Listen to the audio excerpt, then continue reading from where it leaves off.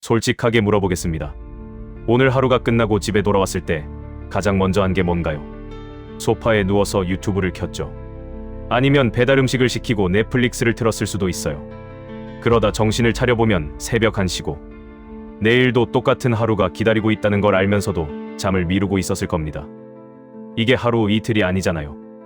일주일째, 한 달째, 어쩌면 몇 년째 이 패턴을 반복하고 있을 수 있습니다. 그리고 아침에 눈을 떴을 때 느끼는 그 감정 알고 계시죠?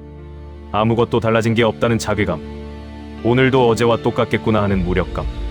이게 쌓이면 사람은 방향을 잃습니다. 20대라는 시간은 잔인합니다. 아직 젊으니까 괜찮다고 주변에서 말하지만 실제로는 매일 조금씩 무너지고 있다는 걸 본인이 가장 잘 알고 있죠. 그런데 아무도 이야기해주지 않는 게 하나 있습니다. 방향을 잃은 건 아침이 아니라 저녁에서 시작된다는 사실이에요. 아침 루틴이 중요하다는 이야기는 많이 들어보셨을 겁니다. 하지만 아침을 망치는 건 아침이 아닙니다. 전날 밤을 어떻게 보냈느냐가 다음날 아침을 결정하는 거예요.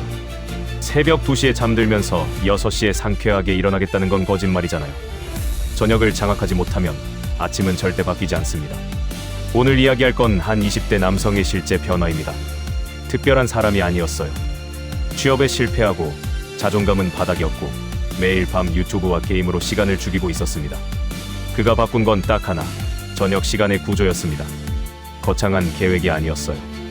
단 5가지 행동을 매일 저녁 반복했을 뿐입니다. 6개월 후 그의 삶은 완전히 달라져 있었죠. 첫 번째, 밤 9시에 핸드폰을 서랍에 넣었습니다. 9시입니다. 잠들기 직전이 아니라 9시요. 대부분의 사람들은 자기 전에 핸드폰을 내려놓겠다고 말하면서 실제로는 눈이 감길 때까지 스크롤을 하죠. 그건 내려놓는 게 아닙니다. 기절하는 겁니다. 핸드폰을 9시에 치워버리면 처음에는 불안합니다. 손이 허전하고 뭘 해야 할지 모르겠고 시간이 안 가는 것 같죠. 그런데 바로 그 불편함이 핵심입니다. 그 불편함을 견디는 순간 당신은 자극에 반응하는 삶에서 벗어나기 시작하는 거예요. 도파민에 중독된 뇌가 처음으로 쉬는 시간을 갖게 되는 거죠. 이 남성은 이 한 가지만으로도 수면의 질이 완전히 달라졌다고 말했습니다. 두 번째, 내일 할 일을 종이에 3가지만 적었습니다. 핸드폰이 아니라 종이에요. 앱을 열면 또 알림이 보이고 알림을 보면 또 스크롤을 하게 되니까요. 종이와 펜을 꺼내서 내일 반드시 해야 할 일 3가지만 적는 겁니다. 이게 왜 중요하냐면 대부분의 사람들은 아침에 일어나서 오늘 뭘 할지 고민합니다. 그 고민 자체가 에너지를 소모하는 거예요. 결정 피로라고 하죠. 아침에 결정할 게 많을수록 중요한 일에 쓸 에너지가 줄어듭니다. 전날 밤에 미리 정해두면 아침에 눈을 떴을 때 바로 움직일 수 있어요. 생각할 필요가 없으니까요. 이미 정해져 있으니까요. 세 번째, 10분간 책을 읽었습니다. 10분입니다. 1시간이 아니에요. 자기계발서든 소설이든 에세이든 상관없습니다. 중요한 건 잠들기 전 마지막으로 뇌에 입력하는 정보의 질을 바꾸는 거예요. 매일 밤 쇼폼 영상과 댓글창으로 하루를 마감하던 사람이 책 10페이지를 읽기 시작하면 변화가 일어납니다. 뇌의 모드가 전환되는 거예요. 자극을 소비하는 모드에서 사고하는 모드로 바뀌는 겁니다.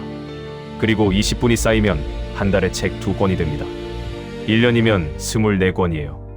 작년의 당신과 올해의 당신이 같은 사람일 수 없게 되는 거죠.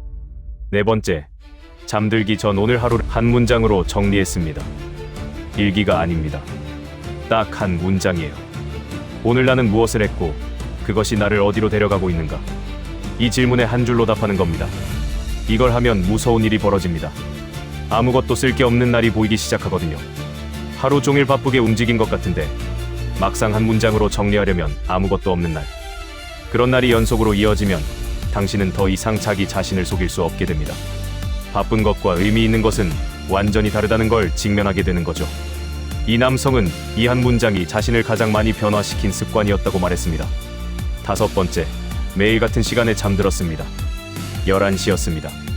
주말이든 평일이든 상관없이 11시에 눈을 감았어요.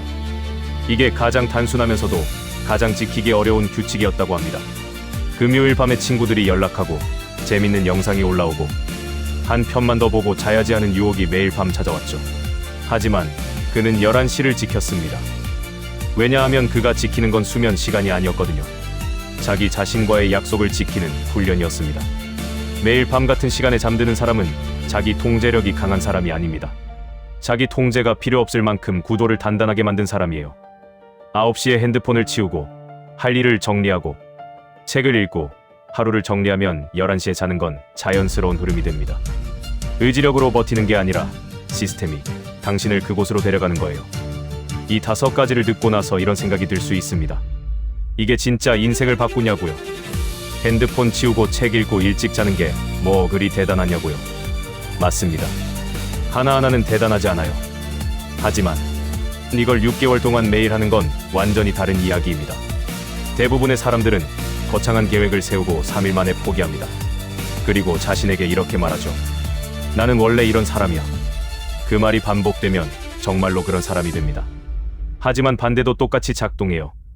매일 저녁 이 5가지를 반복하면 뇌가 새로운 패턴을 학습하기 시작합니다. 나는 약속을 지키는 사람이다. 나는 구조 안에서 움직이는 사람이다. 이 정체성이 한번 자리를 잡으면 삶의 모든 영역이 따라서 바뀝니다. 지금 이 영상을 보고 있는 당신에게 묻겠습니다. 오늘 밤 당신은 어떻게 보낼 건가요? 또다시 소파에 누워서 핸드폰을 스크롤하다가 새벽에 기절하듯 잠들 건가요? 아니면 오늘 밤부터 단 한 가지라도 바꿔볼 건가요? 완벽하게 5가지를 다 할 필요 없습니다. 오늘 밤 9시에 핸드폰을 서랍에 넣는 것, 그 하나만 해보세요. 그 하나가 내일의 당신을 만들고 내일의 당신이 6개월 후에 당신을 만듭니다. 지금이 아니면 또 내일로 미루겠죠. 그리고 그 내일은 영원히 오지 않습니다. 오늘 밤이 시작입니다.